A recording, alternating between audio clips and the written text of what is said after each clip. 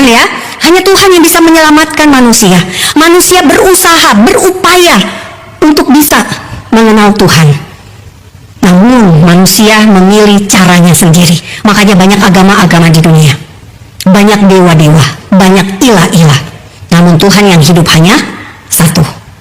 Tuhan yang disembah bangsa Israel. Saya mau kemana? Ke depan MUI? Mau banget. Semua deh. Depan FPI? Mau. Depan PKS? Mau. Kenapa? Ada ayatnya. Kita disuruh bersaksi. Tentang apa? Tentu saja tentang kebenaran di dalam Alkitab. Kalau Bapak Ibu lihat di sini, tidak ada yang namanya bangsa Palestina. Tidak pernah Palestina menjadi negara. Suka tidak suka Bapak Ibu, kita harus mengakui Israel itu negara kecil. Jumlah populasinya hanya 10 juta, 8 juta orang Yahudi, 2 juta orang Arab. Di seluruh dunia orang Yahudi 15 juta orang doang. Tapi mereka menjadi negara yang paling kuat di dunia, nomor 10 tahun 2025 lalu. Israel menjadi negara paling bahagia nomor 8. Padahal lagi perang, dibenci seluruh dunia. Tapi kenapa bisa paling bahagia? Karena mereka tahu. Karena itulah kita belajar dari kebenaran firman Tuhan yang dinyatakan pertama kali kepada Abraham, kepada Ishak, kepada Yakub. Dan itulah Tuhan yang ada di Alkitab Bapak Ibu semua, Tuhan yang kita sembah. Nah Bapak Ibu, kita melihat perikop yang ada di Alkitab kita karena kedatangan Yesus selalu berkaitan dengan akhir zaman. Kita ingin tahu akhir zaman itu dimulainya kapan sih? Apakah masih lama? Atau jangan-jangan kita sudah di akhir zaman? Betul Bapak Ibu? Kita lihat kata Alkitab. Kapan akhir zaman? Kapan akhir zaman? Rujukan dari Alkitab Bapak Ibu semua, kalau kita lihat ternyata ada tandanya akhir zaman itu kapan. Ada rujukannya. Kita lihat Ibrani 1 ayat 2. Maka pada zaman akhir ini ia telah berbicara kepada kita dengan perantaraan anaknya, yang telah ia tetapkan sebagai yang berhak menerima segala yang ada. Oleh dia Allah telah menjadikan alam semesta. Maka pada zaman akhir ia telah berbicara kepada kita dengan perantara anaknya. Jadi akhir zaman kapan Bapak Ibu? 2000 tahun yang lalu sejak Tuhan Yesus datang lahir sebagai manusia.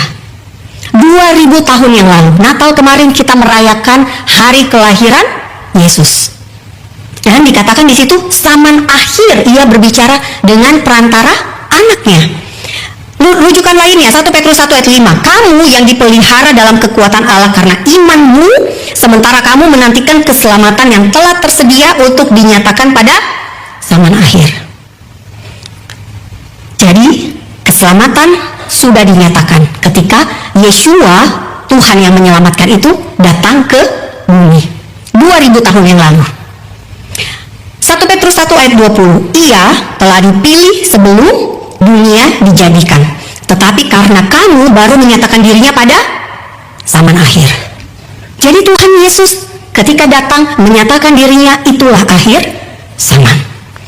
Jadi kesimpulannya, akhir zaman bukan saat ini, tapi saat ini menjadi bagian dari akhir zaman yang telah dimulai sejak 2000 tahun yang lalu ketika Tuhan Yesus datang. Nah kita lihat lagi Bapak Ibu, rujukan kita di Alkitab. Jadi Bapak Ibu kita sedikit belajar Alkitab, pendalaman Alkitab karena ada banyak ayat. Saya harap Bapak Ibu tidak bosan ya. Tapi ini kebenaran firman Tuhan yang akan sangat memperteguh iman kita di tengah-tengah dunia yang semakin gelap. Akhir zaman di Alkitab, kata akhir zaman di Alkitab Perjanjian Lama disebut 8 kali di kitab Daniel saja Bapak Ibu. Sementara dalam Perjanjian Baru ada 11 kali. Yesus menyatakan perumpamaan merujuk pada akhir zaman. Matius 13 ayat 36 sampai 43. Bapak Ibu bisa baca nanti di rumah. Lalu dikatakan lagi, Yesus menjanjikan akan menyertai hingga akhir zaman. Hingga saat ini Bapak Ibu, janji Tuhan berlaku atas kita. Ya dan amin. Bapak Ibu gak usah takut. Ada orang yang bilang 2026 akan ada kegoncangan, resesi, bla bla bla. Kita tahu janji Tuhan menyertai sampai akhir zaman, menyertai saya, menyertai Bapak Ibu, menyertai keluarga kita. Amin. Yesus membangkitkan bagi yang tidak terhilang pada akhir zaman. Yohanes 6 ayat 39 sampai 40, lalu ada ayat 44 dan 54. Yang menolak Yesus juga akan dihakimi pada akhir zaman. Yohanes 12 ayat 48. Orang Yahudi sama dengan kita Bapak Ibu. Mereka tahu kebangkitan manusia di akhir zaman. Marta, dia berkata, aku tahu bahwa Lazarus akan bangkit pada waktu orang bangkit pada akhir zaman. Jadi Marta bukan hanya sibuk di dapur Bapak Ibu, seperti yang sering dikatakan ya, Marta sibuk di dapur, Maria duduk di kaki Yesus. Marta tahu firman juga. Dia tahu kebangkitan akan terjadi di akhir zaman. Pada akhir zaman ada pengejek-pengejek yang hidup menuruti hawa nafsu kefasikan. Yudas 1 ayat 18. Kita bukan bagian dari pengejek-pengejek, namun kita semakin hidup kudus, semakin hidup benar. Karena apa Bapak Ibu? Karena kita mau dibangkitkan, karena kita mau memerintah bersama dengan Yesus. Kita lihat yang unik dari Alkitab kita adalah sebuah janji. Janji kedatangan Yesus yang kedua kali. Janji kedatangan Dia yang menyelamatkan, Yeshua. Janjinya diberikan kepada orang Yahudi. Pertama-tama, Matius 23 ayat 39. Dikatakan di sini, aku berkata kepadamu, mulai sekarang kamu tidak akan melihat aku lagi, hingga kamu berkata, diberkatilah Dia yang datang dalam nama Tuhan. Ada saatnya orang Yahudi akan mengenal Yesus sebagai Tuhan dan Juru Selamat. Orang Yahudi akan berkata, diberkatilah Dia yang datang dalam nama Tuhan. Ini belum tergenapi Bapak Ibu. Orang Yahudi masih belum percaya kepada Yesus. Masih ditunggu kegenapan dari bangsa-bangsa dulu. Karena Tuhan Yesus berpesan kepada murid-murid, jadikan semua bangsa muridku. Indonesia, kita beruntung Bapak Ibu. Kita berada di negara yang paling besar jumlah populasi orang belum percayanya. Jadi Bapak Ibu dan saya istimewa, spesial, karena ditaruh Tuhan di bangsa Indonesia ini dengan 280 juta penduduknya. Orang Kristen kira-kira berapa orang?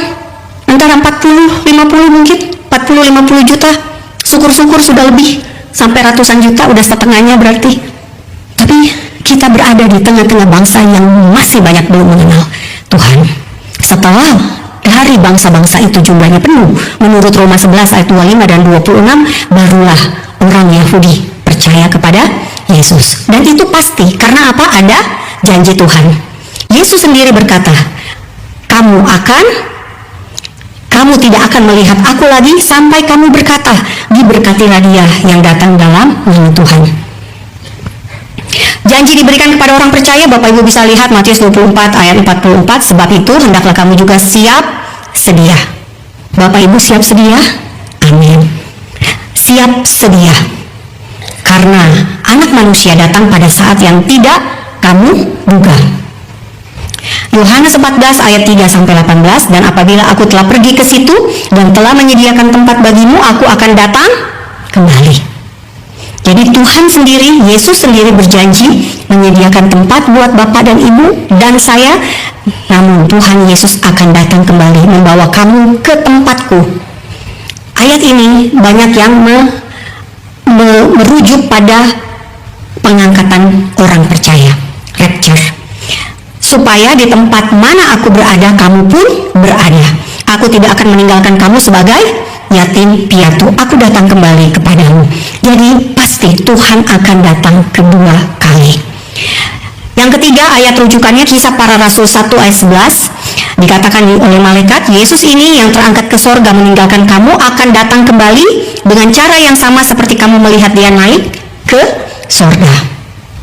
Wahyu 3 ayat 3b, karena jikalau engkau tidak berjaga-jaga, aku akan datang seperti pencuri. Dan engkau tidak tahu pada waktu manakah aku tiba-tiba datang kepadamu.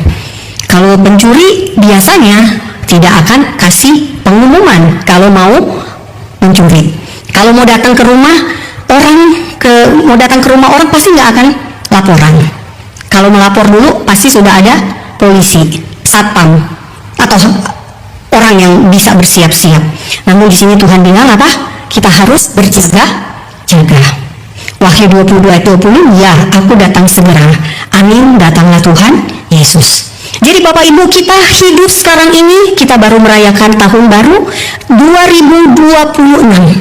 Semakin bertambah tahun, maka semakin dekat kedatangan Tuhan Yesus. Bahkan umur kita, setiap hari kita semakin dekat dengan, kita bisa dipanggil Tuhan kapan saja. Kita siap, bukan hanya saat ini di gereja, tapi juga ketika kita keluar dari gereja. Hidup kita, keseharian kita bersiap-siap menyambut kedatangan-Nya. Kita lihat Bapak Ibu, tanda kedatangan Yeshua, tanda kedatangan Yesus. Menurut Matius 24 ayat 3 sampai 44, paling tidak ada 21 tanda. Mungkin Bapak Ibu lihat warna-warni, yang biru-biru itu khusus untuk orang Kristen. Orang percaya akan disiksa, dibunuh, dibenci semua bangsa karena nama Yesus.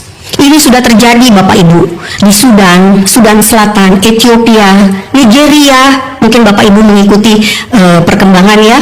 Nigeria orang diculik, orang dianiaya karena iman kepada Yesus.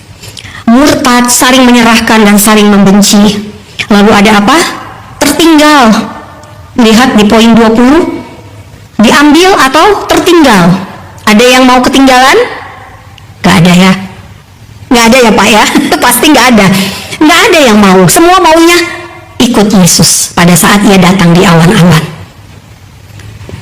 Yang ke-21, berjaga-jaga, siap sedia. Yang lainnya Bapak Ibu, itu akan dialami oleh semua orang. Orang percaya, tidak percaya akan mengalami perang, kelaparan, gempa bumi, kasih menjadi dingin, nabi palsu, matahari jadi gelap, bulan tidak bersinar, bintang jatuh, kuasa-kuasa langit goncang. Ini belum terjadi. Lalu apa? Tanda anak manusia di langit, tanda kedatangannya. Ini belum terjadi Bapak Ibu. Semua bangsa akan melihat dan meratap ketika Yesus datang di awan-awan. Orang yang menolak Yesus akan nangis. Kenapa nangis? Terlambat.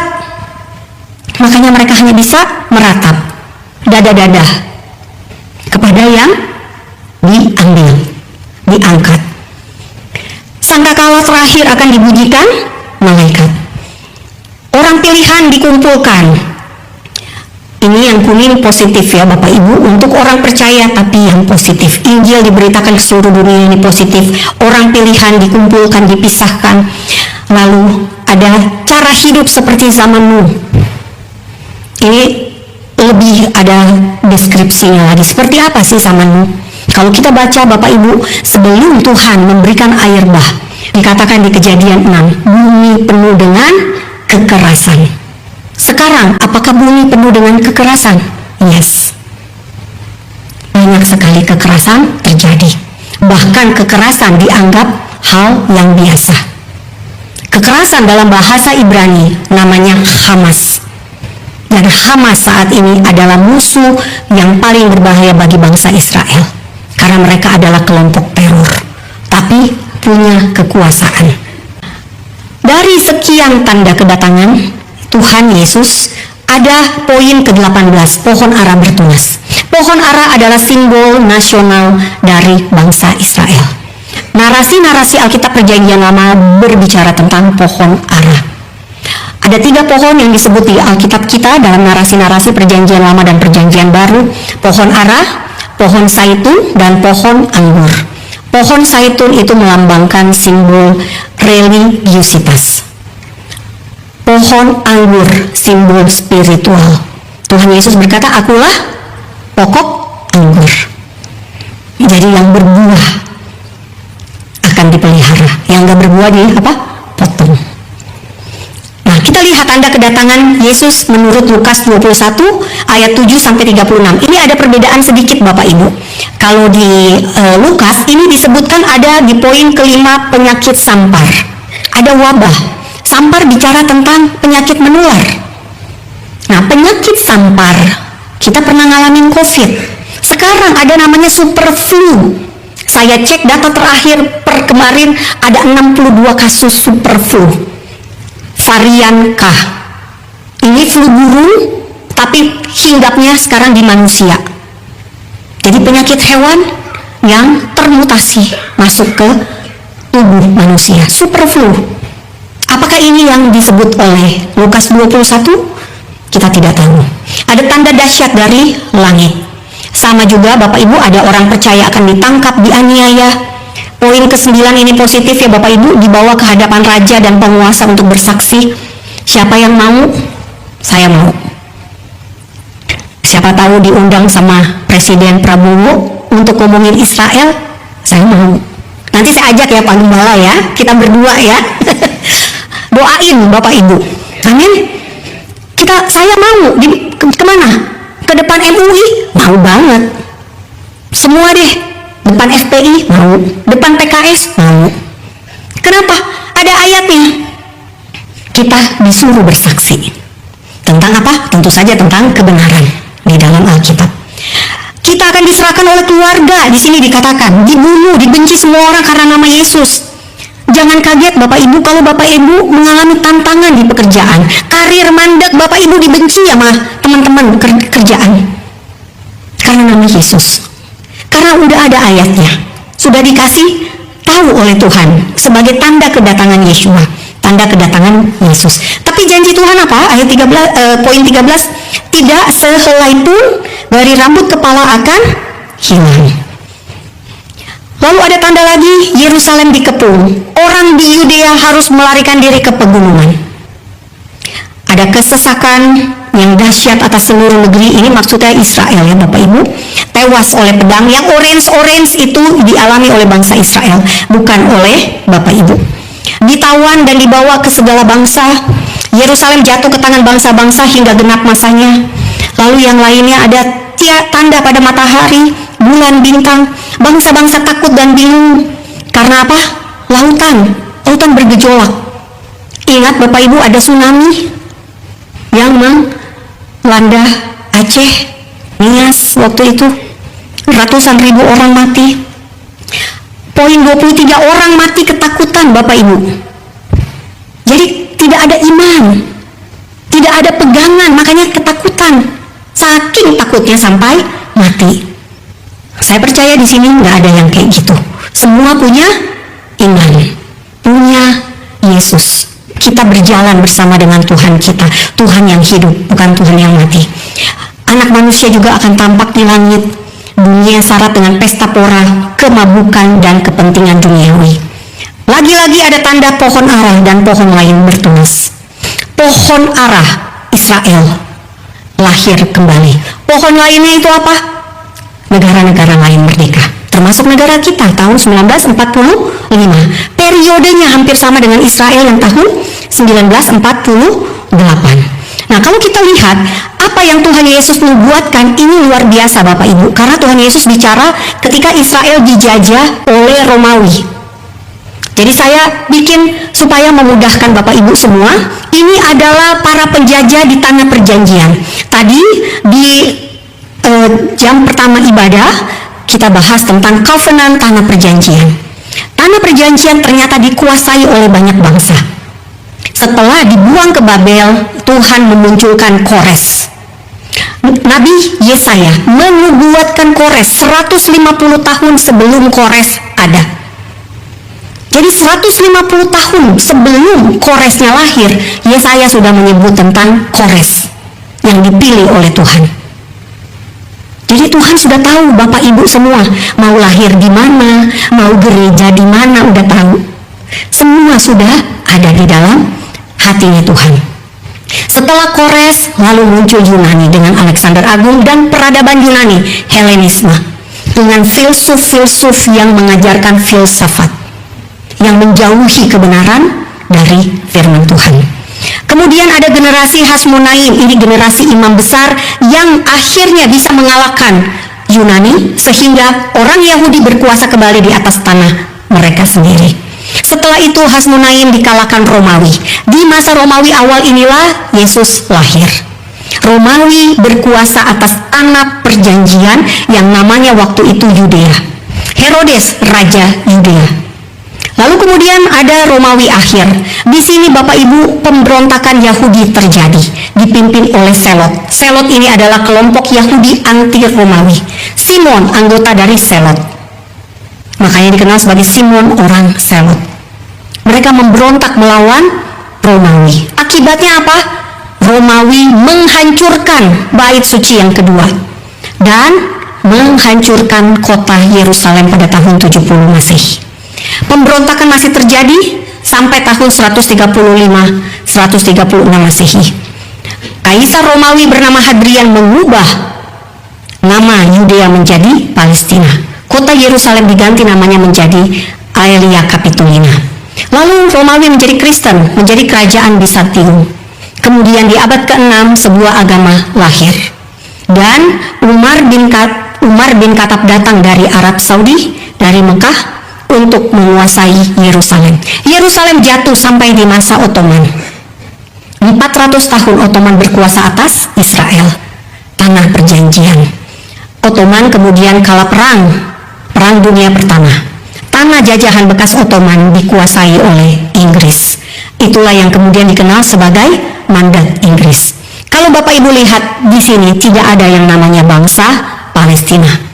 Tidak pernah Palestina menjadi negara. Nah, sekarang Bapak Ibu, rujukan Israel modern tadi, pohon ara yang bertunas. Kita lihat Matius 24 ayat 32. Mari sama-sama kita bacakan. 1, 2, 3. Tariklah pelajaran dari perumpamaan tentang pohon ara. Apabila ranting-rantingnya melembut dan mulai bertunas, kamu tahu bahwa musim panas sudah dekat. Pohon ara yang bertunas sudah tergenapi Bapak Ibu. Israel lahir kembali pada 14 Mei 1948. Dan ini tergenapi dengan pernyataan atau firman yang disampaikan oleh Yeremia 30 ayat 21a. Orang yang memerintah atas Israel, atas mereka atau Israel akan tampil dari antara mereka sendiri. Jadi yang tadi penjajah-penjajah yang Bapak Ibu lihat diganti oleh orang Israel sendiri. Nah, perhatikan Bapak Ibu kata musim panas. Tuhan Yesus ngomong musim panas. Kenapa? Karena menurut Alkitab Imamat 23 ada 7 hari raya Alkitabiah. 7 hari raya Alkitabiah ini Bapak Ibu, 3 terjadi di musim semi, yakni Paskah, roti tidak beragi, buah sulung, dan Pentakosta. 4 sudah terjadi. 3 di musim semi, Pentakosta di musim panas. Ada 3 hari raya di musim gugur yang belum tergenapi Bapak Ibu, yakni hari peniupan serunai, hari peniupan sangkakala, lalu hari Yom Kippur atau hari pendamaian, dan yang terakhir hari raya Pondok Daun. 4 hari raya sudah digenapi oleh Tuhan Yesus. Yesus mati sebagai domba Paskah, dikuburkan sebagai hari raya roti tidak beragi. Roti tidak beragi artinya tubuh Yesus tidak berdosa, tapi mati dan dikuburkan. Ragi adalah lambang dosa. Hari Paskah sampai buah sulung itu terjadi dalam waktu 7 hari, seminggu. Buah sulung 3 hari setelah Paskah, buah sulung. Yesus sebagai buah sulung artinya apa? Yang pertama bangkit dari antara orang mati dan tidak mati lagi. Lazarus dibangkitkan, tapi Lazarus mati lagi untuk nanti bangkit kembali. Buah sulung sudah tergenapi. Yesus mati, naik ke surga. Yesus mati, bangkit, dan naik ke surga, tidak mati lagi. 3 belum digenapi. Musim panas yang dimaksud pohon ara itu bertunas sudah tergenapi di bulan Iyar atau bulan Mei tahun 1948. Nah Bapak Ibu, ini hari raya yang harus digenapi oleh Tuhan Yesus. Jadi kita menantikan tahun baru Yahudi, Rosh Hashanah, atau hari raya peniupan serunai, peniupan sangkakala, ketika malaikat membunyikan sangkakala terakhir. Orang-orang percaya akan dikumpulkan. Ada lagu ya, saat sangkakala berbunyi, namaku ada yang tahu lagunya ya, lagu zaman dulu ya. Itu bagus, lagunya profetik. Nah, kita lihat Bapak Ibu, Yeshua harus menggenapi perjanjian lama. Ayatnya kita baca Lukas 24 ayat 27. Lalu ia menjelaskan kepada mereka apa yang tertulis tentang dia dalam seluruh kitab suci, mulai dari kitab-kitab Musa dan segala kitab nabi-nabi. Ini dalam perjalanan ke Emmaus. Tuhan Yesus bertemu dengan dua orang yang Tuhan Yesus kasih tahu tentang dia, bahwa Tuhan Yesus itu ada di perjanjian lama Bapak Ibu, di Torah dan di kitab para nabi. Lukas 24 ayat 44, ia berkata kepada mereka, inilah perkataanku yang telah kukatakan kepadamu ketika aku masih bersama-sama dengan kamu, yakni bahwa harus digenapi semua yang ada tertulis tentang aku dalam kitab Taurat Musa dan kitab nabi-nabi dan kitab Mazmur. Jadi Bapak Ibu, kita tetap harus baca kitab Taurat Musa, 5 kitab pertama di Alkitab Perjanjian Lama. Nah, legalitas Israel modern terjadi karena PBB akhirnya membagi tanah mandat Inggris itu menjadi dua. Satu untuk Yahudi Palestina dan yang satu Arab Palestina. Yerusalem maunya dijadikan kota internasional.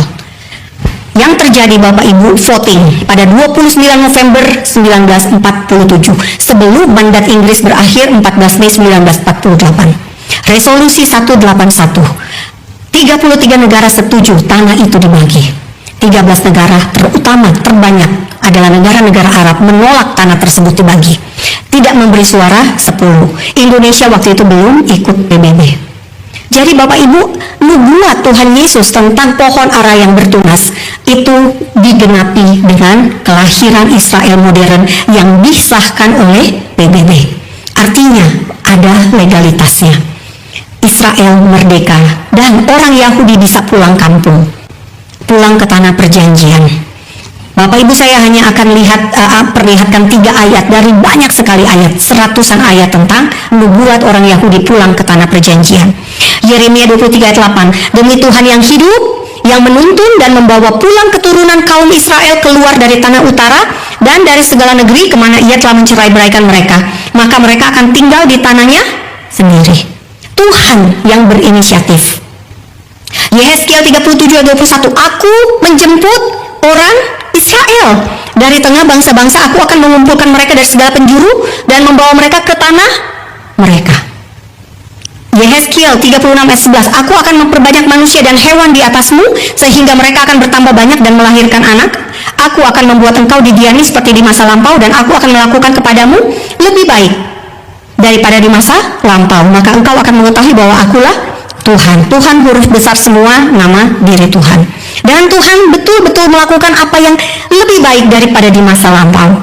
Janji Tuhan tergenapi Bapak Ibu, Sefanya 3 ayat 20. Pada waktu itu aku akan mengumpulkan kamu, pada waktu itu aku akan membawa kamu pulang sebab aku mau membuat kamu menjadi kenamaan dan kepujian. Dan ini sudah tergenapi. Suka tidak suka Bapak Ibu, kita harus mengakui Israel itu negara kecil. Jumlah populasinya hanya 10 juta, 8 juta orang Yahudi, 2 juta orang Arab. Di seluruh dunia orang Yahudi 15 juta orang doang. Tapi mereka menjadi negara yang paling kuat di dunia nomor 10 tahun 2025 lalu.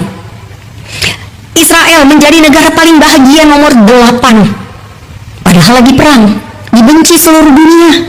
Tapi kenapa bisa paling bahagia? Karena mereka tahu Tuhan mengasihi mereka.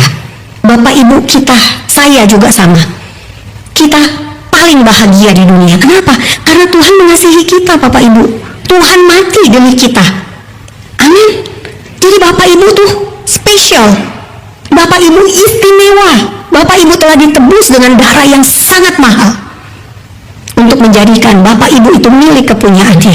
Yang berharga di mata Tuhan. Jangan kita tidak bahagia, justru kita bahagia, paling bahagia.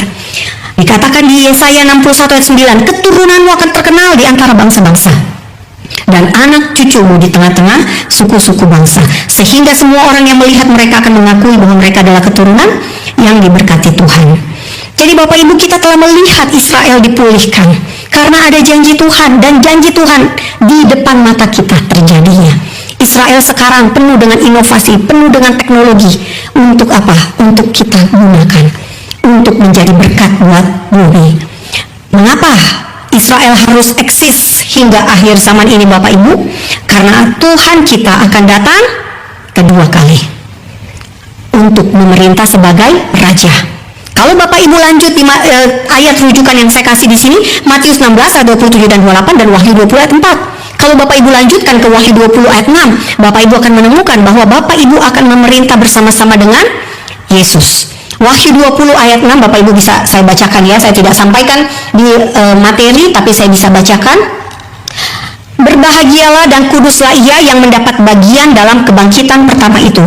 Kematian yang kedua tidak berkuasa lagi atas mereka, tetapi mereka akan menjadi imam-imam Allah dan Kristus, dan mereka akan memerintah sebagai raja bersama-sama dengan dia 1000 tahun lamanya. Di sini ditulis jangka waktunya berapa lama? 1000. Tuhan berjanji Israel akan diperbudak 430 tahun. Betul terjadi. Lalu Tuhan berjanji membuang Israel 70 tahun. Betul terjadi. Yesus mati bangkit pada hari ketiga. Terjadi. Dan sekarang janji yang 1000 tahun belum terjadi. Kita menunggu kedatangannya. Lokasi di Yerusalem. Sakaria 6 ayat 13, Sakaria 14, judul perikop yang diberikan oleh Lai adalah kemenangan terakhir Tuhan menjadi raja di Yerusalem. Tuhan akan menjadi raja di Yerusalem. Ini adalah sejumlah ayat rujukan Tuhan menjadi raja di Yerusalem. Tadi Bapak Ibu Wahyu 20 ayat 6, Bapak Ibu juga akan memerintah bersama-sama dengan Yesus. Amin. Dan ini ayat-ayatnya. Lukas 1 ayat 32 Lukas 1 ayat 32 sampai 33, Tuhan Elohim akan mengaruniakan kepadanya tahta Daud, bapa leluhurnya, dan ia akan menjadi raja atas kaum keturunan Yakub sampai selama-lamanya, dan kerajaannya tidak akan berkesudahan. Ini belum terjadi Bapak Ibu. Yesus belum menjadi raja, dia akan menjadi raja. Dan rujukan-rujukan lainnya Bapak Ibu bisa pelajari. Nah, ini adalah peta nanti ketika Yesus datang memerintah sebagai raja. Yerusalem dan tanah perjanjian di masa Mesianik. Bapak Ibu bisa lihat Yehezkiel 48 ayat 9. Bagian persembahan khusus yang harus kamu khususkan bagi Tuhan, panjangnya 25.000 hasta dan lebarnya 20.000 hasta. Ini adalah di peta Bapak Ibu yang warna putih. Ini belum tergenapi. Yehezkiel 48 ayat 10b, dan di tengah-tengahnya terletak tempat kudus Tuhan. Di peta warna putih yang huruf P. Ini belum tergenapi Bapak Ibu. Tanah perjanjian dengan bentuk peta seperti ini belum terjadi. Tadi Bapak Ibu kita di ibadah pagi di jam 7.30 kita bahas covenant tanah perjanjian. Petanya berbeda dengan yang Bapak Ibu lihat di depan ini. Kalau Bapak Ibu perhatikan, di bagian warna kuning ada tulisan Damaskus. Damaskus itu adalah ibu kota Suriah, negara Suriah saat ini. Nanti Suriah, Damaskus akan menjadi bagian dari tanah perjanjian di masa Mesianik kerajaan 1000 tahun. Masih ada Bapak Ibu nubuat yang belum tergenapi di Yerusalem. Sakaria 12 ayat 10 berkata, aku akan mencurahkan roh pengasihan dan roh permohonan atas keluarga Daud dan atas penduduk Yerusalem, dan mereka akan memandang kepada dia yang telah mereka tikam, dan akan meratapi dia seperti orang meratapi anak tunggal, dan akan menangisi dia dengan pedih seperti orang menangisi anak sulung. Ini akan terjadi di Yerusalem dunia, Yerusalem yang ada sekarang ini, bukan Yerusalem baru. Matius 24 ayat 15, jadi apabila kamu melihat pembinasa keji berdiri di tempat kudus, menurut firman yang disampaikan oleh Nabi Daniel, para pembaca hendaklah memperhatikan, akan ada pembinasa keji berdiri di kota suci Yerusalem, atau di bait suci ketiga. Wahyu 11 ayat 2, tetapi kecualikan pelataran bait suci yang di sebelah luar, janganlah engkau mengukurnya, karena ia telah diberikan kepada bangsa-bangsa lain, dan mereka akan menginjak-injak kota suci 42 bulan lamanya, atau 3,5 tahun. Ini belum tergenapi. Bapak Ibu yang belum ke Yerusalem dunia, pergilah sebelum Wahyu 11 ayat 2 terjadi. Akan ada masanya kota suci Yerusalem jatuh ke tangan bangsa-bangsa dan dikuasai sebelum menjadi kerajaan 1000 tahun. Nah, kita lihat Bapak Ibu sekarang secara cepat perang yang akan dihadapi. Perang sebagai tanda kedatangan Yesus. Tuhan Yesus bicara tentang perang, tapi Tuhan Yesus bilang apa? Kamu akan mendengar deru perang, atau kabar-kabar tentang perang, namun berawas-awaslah, jangan kamu gelisah, sebab semuanya itu harus terjadi. Tetapi itu belum kesudahannya, sebab bangsa akan bangkit melawan bangsa dan kerajaan melawan kerajaan. Nggak usah gelisah. Dikatakan di Lukas 21 ayat 9 sampai 10 dikatakan jangan kamu terkejut. Jadi kita tidak perlu khawatir, nggak perlu galau, karena memang perang akan terjadi. Bangsa-bangsa akan rusuh. Ditulis di Mazmur 2 ayat 1 sampai 2 dan ayat 6. Mengapa rusuh bangsa-bangsa? Mengapa suku-suku bangsa mereka-reka perkara yang sia-sia? Ini terjadi dengan cara apa Bapak Ibu mereka rusuh? Melalui PBB, bangsa-bangsa ingin mendirikan negara Palestina di atas tanah perjanjian Israel. Rusuh bangsa-bangsa. Dikatakan di ayat 2, raja-raja dunia bersiap-siap dan para pembesar bermufakat bersama-sama melawan Tuhan dan yang diurapinya, Mesias, Yesus. Ayat 6, akulah yang telah melantik rajaku di Sion, gunungku yang kudus. Raja-raja, PBB, bangsa-bangsa melawan Tuhan karena Tuhan akan melantik rajanya di gunung Sion. Yesus akan datang yang kedua kali. Akan terjadi perang terhadap Yerusalem, Bapak Ibu. Zakaria 14 ayat 2, aku akan mengumpulkan segala bangsa untuk memerangi Yerusalem. Kota itu akan direbut segala bangsa. Artinya Indonesia ikut nggak? Bisa jadi. Zakaria 14 ayat 3, kemudian Tuhan akan maju berperang melawan bangsa-bangsa itu seperti ia berperang pada hari pertempuran. Yang melawan bangsa-bangsa siapa? Bukan tentara Israel IDF, tapi Tuhan sendiri. Zakaria 14 ayat 4, pada waktu itu kakinya akan berjejak di Bukit Zaitun yang terletak di depan Yerusalem di sebelah timur. Bukit Zaitun itu akan terbelah dua dari timur ke barat sehingga terjadi suatu lembah yang sangat besar. Setengah dari bukit itu akan bergeser ke utara dan setengah lagi ke selatan. Bukit Sion dan Bukit Zaitun berhadap-hadapan ya Bapak Ibu. Jadi apa yang harus Bapak Ibu lakukan dan saya lakukan? Pertama, Bapak Ibu menginjil. Mempersiapkan diri kita. Kita tahu amanat agung. Tuhan Yesus memerintahkan apa? Untuk menginjil. Jadikan semua bangsa murid. Namun kita juga lihat di Wahyu 3 ayat 5, kita harus siap sedia dan menjaga agar kita, nama kita tercatat dalam kitab kehidupan. Saya punya materi tersendiri tentang kitab kehidupan. 2 Petrus 3 ayat 11, jadi jika segala sesuatu ini akan hancur secara demikian, bumi langit akan hancur, diganti yang baru, langit yang baru, bumi yang baru, Yerusalem yang baru. Kita akan hidup kekal di situ. Tetapi syaratnya, betapa suci dan salehnya kamu harus hidup. Yang ketiga, bertumbuhlah dalam kasih karunia dan dalam pengenalan akan Tuhan dan Juru Selamat kita, Yesus Kristus. Baginya kemuliaan sekarang dan sampai selama-lamanya. Jadi Bapak Ibu, kita sudah Kristen. Bahkan Bapak Ibu, saya Kristen dari lahir. Namun kita tetap terus harus bertumbuh dalam kasih karunia dan pengenalan akan Tuhan. Keempat, Tuhan akan datang kedua kali sebagai Raja dan bertakhta di Yerusalem. Tadi kita sudah lihat petanya. Menurut Yehezkiel, kita tahu bahwa Yerusalem, tanah perjanjian di mata Tuhan sampai hari ini masih sangat penting. Tugas kita mendoakan damai sejahtera untuk Yerusalem. Bapak Ibu ditugaskan oleh Tuhan menjadi pengintai. Yesaya 62 ayat 6 dikatakan, di atas tembok-tembokmu hai Yerusalem, telah kutempatkan pengintai.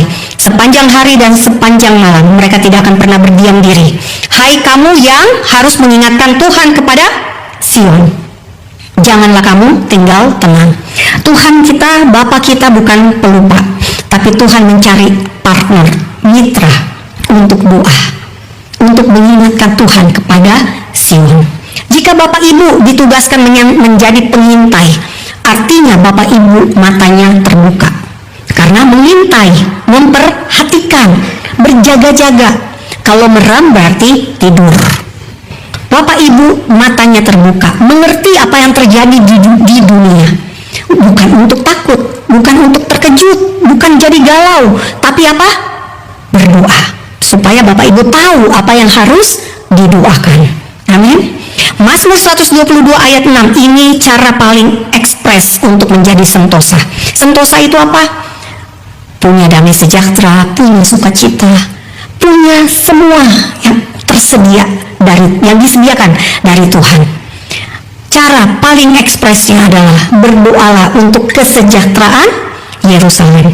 Biarlah orang-orang yang mencintai Yerusalem mendapat sentosa. Kita semua mau penuh damai sejahtera, penuh sukacita. Caranya Bapak Ibu berdoa bagi Yerusalem. Karena ada ayatnya, ayat ini pasti tergenapi dalam hidup kita semua. Amin. Onyx Rakers, saya mendirikan yayasan non-profit untuk mengedukasi orang Indonesia tentang Israel, tentang Yahudi, dan juga tentang Holocaust. Karena apa? Di negara kita belum ada hubungan dengan Israel. Ada hubungan Bapak Ibu, tapi diam-diam, backstreet, hubungan yang tidak dipublikasikan. Nah, Bapak Ibu, kita akan belajar tentang Israel dan kedatangan Yeshua, kedatangan Yesus. Saya pakai kata di sini Yeshua karena arti kata Yeshua adalah Tuhan menyelamatkan. Jadi Bapak Ibu kalau mau menginjili orang Yahudi, ajak mereka berdoa dalam nama Yeshua. Bapak Ibu nggak perlu menginjili, nggak perlu panjang lebar menjelaskan sosok Yesus, karena dengan kata Yeshua mereka langsung nangkep Tuhan yang menyelamatkan. Karena hanya Tuhan yang bisa menyelamatkan kita. Benar nggak Bapak Ibu? Amin.